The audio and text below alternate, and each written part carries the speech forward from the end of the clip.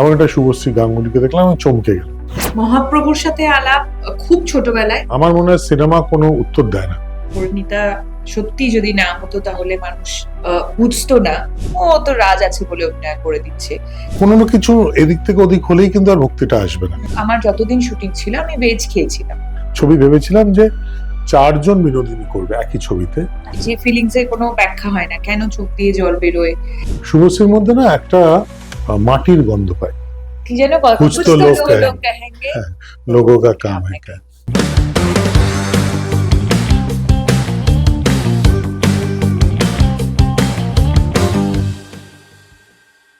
তার হাত ধরে বাংলায় ভক্তি আন্দোলনের সূচনা তিনি মহাপ্রভু চৈতন্যদেব, আর তাকেই নিয়ে আসছেন এই ডিসেম্বরে সৃজিত মুখোপাধ্যায়, ছবির নাম লঘুগুণাঙ্গের নামে।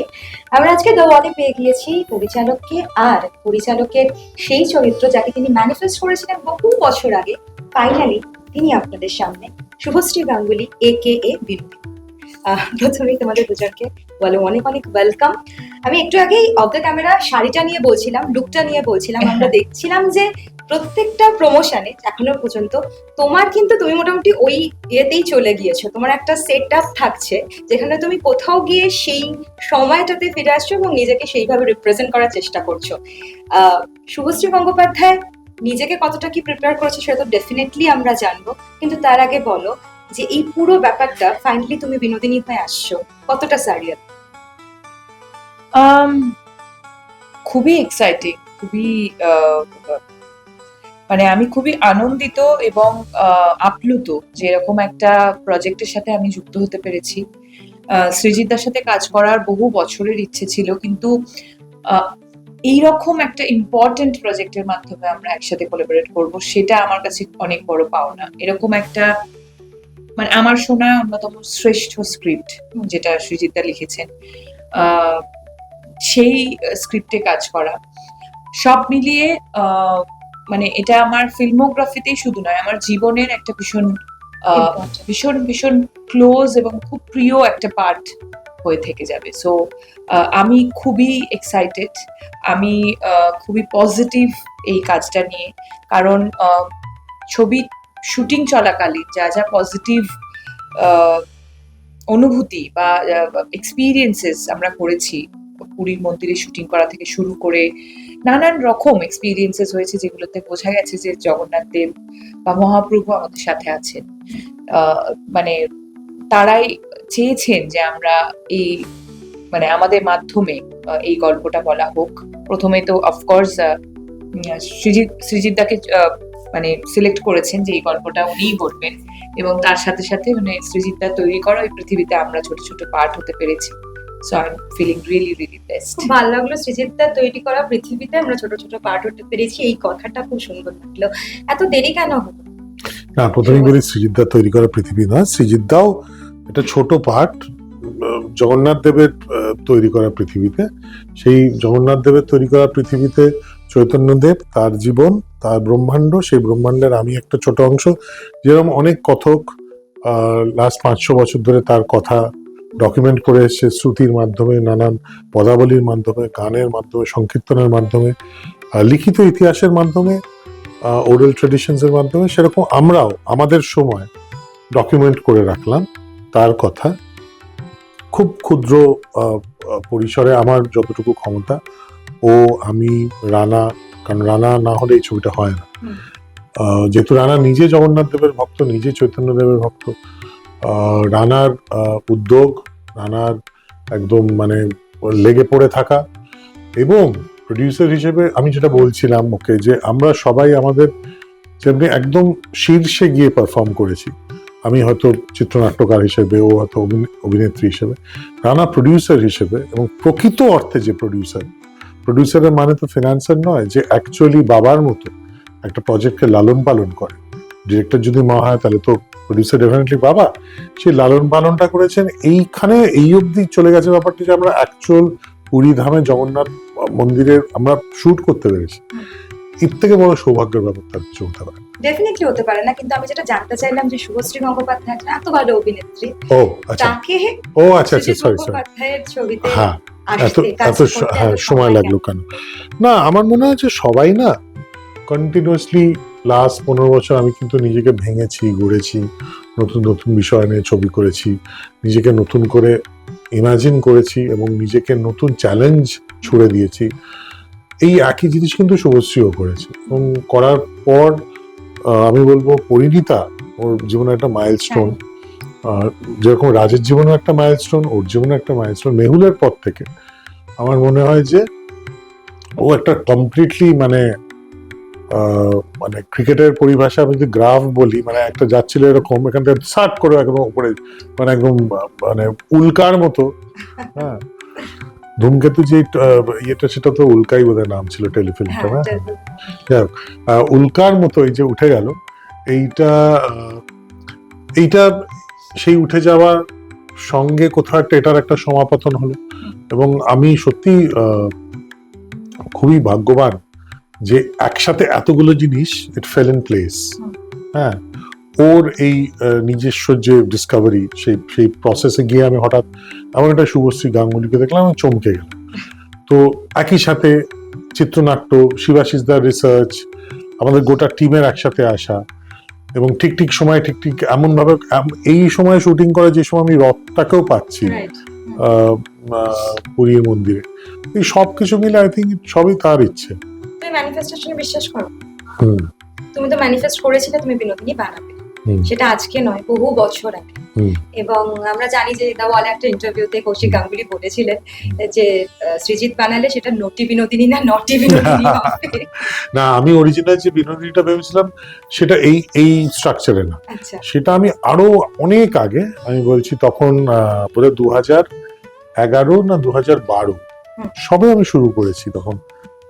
তখন আমার শুধু বিনোদিনী, ওটা কিন্তু চৈতন্যদেবের কিছু নেই, শুধু বিনোদিনীকে নিয়ে একটা ছবি ভেবেছিলাম যে 4 জন বিনোদিনী করবে একই ছবিতে, তার 4টে অ্যাসপেক্ট নিয়ে। মানে কোয়েল মল্লিককে কিছু কি একটা ঘোষণাও হয়ে গিয়েছিল? না, কোয়েল মল্লিক ছিল না, রানী মুখার্জি ছিল। হ্যাঁ, রানী মুখার্জি, বিদ্যা বালান, এরকম একটা ছিল যে তার 4টে দিক। যেমনি একটা বব ডিলানের উপর একটা কাজ আছে, 6 জন অভিনেতা বব ডিলানের রোলে অভিনয় করে, তার 6টা অ্যাসপেক্ট নিয়ে। সো ওরকম একটা ভেবেছিলাম যে নটি বিনোদিনীর 4টে দিক, 4টি অভিনেত্রী করবে, কিন্তু সেটা 2011-12 ওই সময়টা আর কি। তারপর সেই এটা হয়নি। তখন কৌশিক দাকে আমি জিজ্ঞেস করেছিলাম, আচ্ছা তুমি শুনলাম তুমি নটিকে নিয়ে কিছু করবে? হ্যাঁ, আমি ভাবছিলাম, প্লিজ তুমি করো না, আমাকে এটা আমি ভেবেছিলাম আমি করি, প্লিজ। আচ্ছা ঠিক আছে, তুই কর, আমার অন্য গল্প আছে। বলছে ঠিক আছে, ওকে। তো সেটা হয়ে গেল। তারপর 2019-এ যখন রানা মাথা খারাপ করে দিল আমার যে চৈতন্যকে নিয়ে কিছুটা করতেই হবে, ও নিজে সিরিয়াল করেছে, ও নিজেও ভক্ত, জগন্নাথ দেবের ভক্ত, চৈতন্য দেবের, তখন আমি এই স্ক্রিপ্টটা লিখি এবং সেখানে আমি বিনোদিনী হিসেবে শুভশ্রীকে ভেবেছিলাম ইনিশিয়ালি। সেটা তো আমরা জানি। তারপরে তো ওর প্রেগন্যান্সির জন্য হয়নি। তারপর পরবর্তীকালে আরো 2-3 জায়গায় স্ক্রিপ্টও গেছে, আলোচনা হয়েছে অন্যান্য লোকজনদের সাথে, অন্যান্য ডিরেক্টরের সঙ্গেও কথা হয়েছিল যে ছবিটা হবে অন্য কারোর হাত দিয়ে, ইত্যাদি ইত্যাদি। কিন্তু ওই রাখে হরি মারেকে তো ঘুরে ফিরে লেখা ছিল এবং আমার কাছেই এলো। না, আমি যেটা তোমার কাছে জানবো যে বিনোদিনী দাসীকে নিয়ে খুব একটা আমরা জানি তার সম্পর্কে, কিন্তু তার লাইফের স্ট্রাগল নিয়ে তো খুব একটা আমরা কথা বলি না। মানে তাকে সেই সময় একটা পুরুষতান্ত্রিক সমাজে দাঁড়িয়ে কতটা তাকে নিজের মতো করে লড়তে হয়েছে। তোমার যে লুক সেটা খুব প্রশংসিত হচ্ছে, আমরা জানি যে তোমার 3টে গান রিলিজ করেছে ইতিমধ্যে। কিন্তু আমি একটা জিনিস ক্ল্যারিফাই করতে বলবো তোমাদের দুজনকে, অনেকেই ভাবছেন পয়সার অভাব বলে নাকি মাথার ওইটা নাকি তোমরা ওরকম ভাবে প্লেস করেছো, কিন্তু সেই সময় যে ওভাবেই মেকআপটা হতো, যদি তোমাদের মুখ দিয়ে একবার দর্শকদের কাছে তোমরা পৌঁছে দিতে, এটা বেস্ট। হ্যাঁ, মানে এটা আমি এক্সপেক্ট করেছিলাম যে আমাদের দর্শক এখন সেই জায়গায় পৌঁছে গেছেন যে তারা এইটুকু বুঝতে পারবেন যে 19বিংশ শতাব্দীতে 2025-এর মেকআপ এবং প্রস্থেটিক্স অ্যাভেলেবেল ছিল না। সেই সময় কাপড় দিয়েই বল্ড ক্যাপ করা হতো এবং তাতে ওই দাগটা থাকতো এবং সেই প্রিমিটিভ সময়টা, মেকআপের প্রিমিটিভ সময়টা 19বিংশ শতাব্দীতে ওইভাবেই ছিল। এবং আরো বেশি ভেবেছিলাম যে এটা ওনারা দর্শকরা বুঝতে পারবেন, কারণ একই সাথে আমি যেহেতু দিব্যকেও দেখছি, যার মাথা একেবারেই একদম কিছু মানে স্মুথ, একটা কোনো দাগ নেই, এবং ইন্দ্রনীলকেও দেখছি যার মাথাও একেবারে স্মুথ, সেখানেও কোনো দাগ নেই। কিন্তু যেহেতু ইন্দ্রনীলের গল্পটা 2025-এ, সেখানে আমি ওই স্মুথনেস, ওই প্রস্থেটিকটা ইউজ করতে পেরেছি।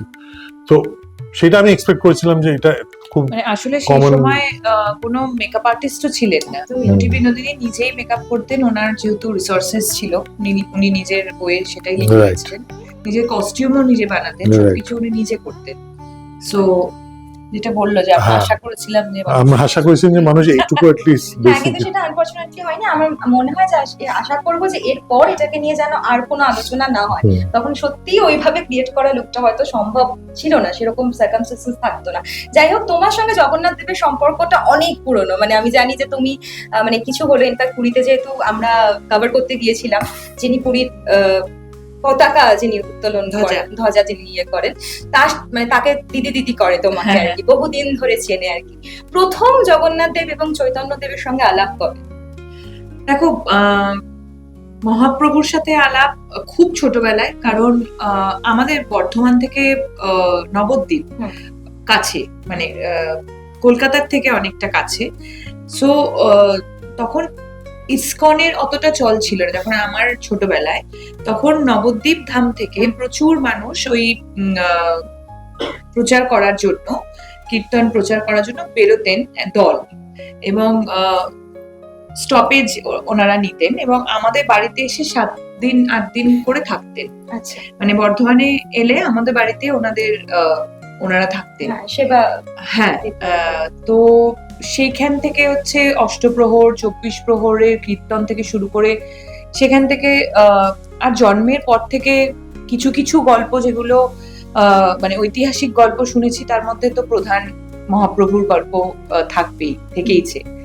এবং বাঙালি মানেই যে ওই যে দীঘা, পুরী, দার্জিলিং, সেখানে তো বেড়াতে যাওয়ার জায়গা। পুরী খুবই কি বলবো, একটা ইম্পর্টেন্ট জায়গা ছিল। তাই পুরীতে জগন্নাথ দেবের মন্দিরে খুব ছোটবেলা থেকে যেতাম, এবং অদ্ভুত অদ্ভুত কানেকশন, সেগুলো এখন বললে মানে খুবই অবাক লাগবে। কিন্তু মানে আমি জানি, মানে আমি মানে ওনার জন্যই সবকিছু হয়। মানে আমি তোমার সব সিক্রেট জগন্নাথ দেব জানেন? সিক্রেট জানবে না মানে, মানে তুমি নিজেকে ওনার সৃষ্টি, মানে ওই যে স্যারেন্ডার, আমার লাইফটাই তো ওনার, মানে ওনার তৈরি করা জীবন।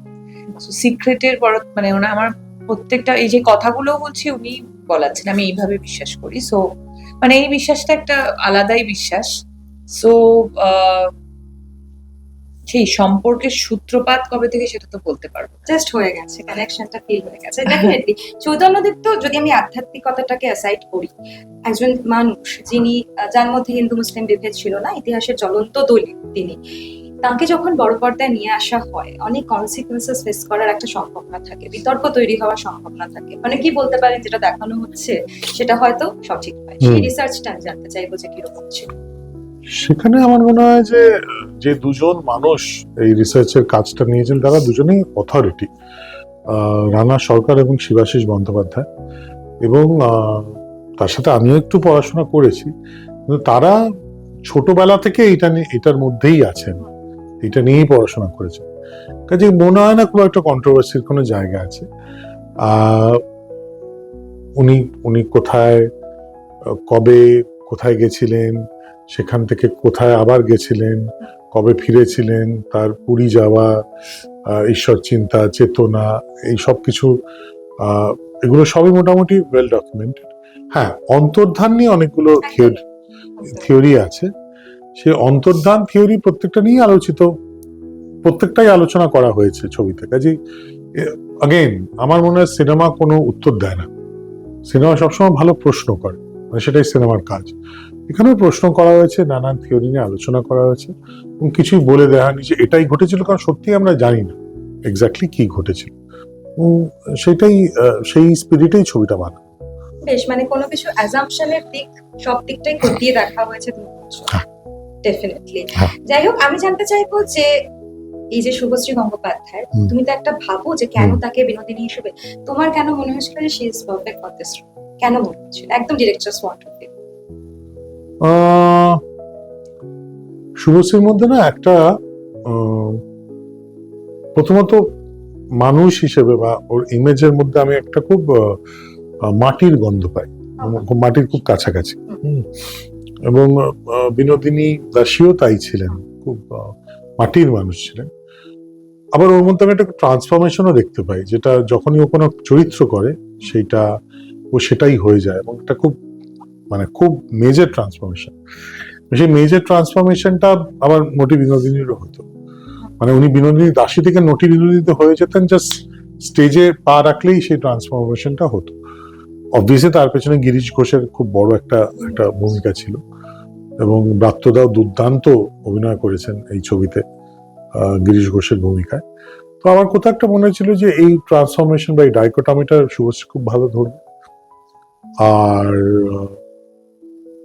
নুয়ান্সেস, আই থিঙ্ক নুয়ান্সেস, ওর অভিনয়ের মধ্যে খুব নুয়ান্স আছে, সূক্ষ্ম কাজ। It's a very very great compliment. আসছেও ওর লাইফে সত্যি পরিণীতা যদি না হতো, শুভশ্রী মাঝে মাঝে মনে হয় যদি পরিণীতা না হতো, এই যে এত কিছু হচ্ছে টাচুর তোমার সঙ্গে, সেইটা তো তোমার লাইফে আসতো। সো দ্যাট ইজ পরিণীতা না হলে ইন্দুবালা হতোই, একটু দেরি হতো হয়তো, কিন্তু কথা হচ্ছে ভেতরে ভালো অভিনয় থাকলে ওটা বেরিয়ে আসবেই। সবকিছুই সময়ের উপর।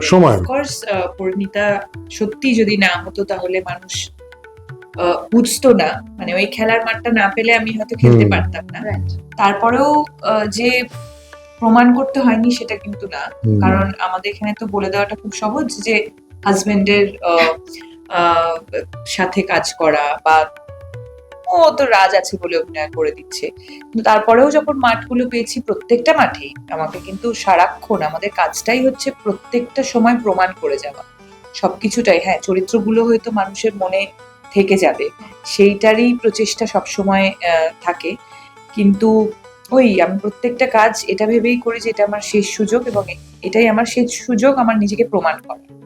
তুমি মন দিয়ে শুনছিলে ওর কথা, কি মনে হচ্ছিল বলতো যে অনেক বেশি ম্যাচিউরলি আছে শুভশ্রী মুখোপাধ্যায়। না, ওর এই দর্শনটা ওকে বহু দূর নিয়ে যাবে।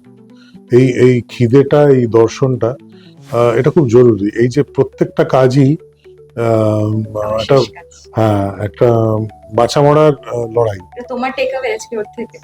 আমার টেকঅ্যাওয়ে অ্যাকচুয়ালি না, বিকজ আমি এক্স্যাক্টলি এইভাবেই অপারেট করি। আমি প্রত্যেক ছবিটাই মনে করি আমার প্রথম ছবি, এবং সেই ইকুয়াল প্যাশন নিয়ে ঝগড়াও করি,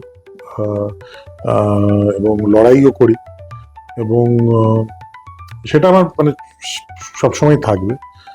আমি সেই লড়াইটা ওর মধ্যে দেখি, এবং ওর এই প্রমাণ করার তাগিদটা ওর মধ্যে দেখি, which is fascinating.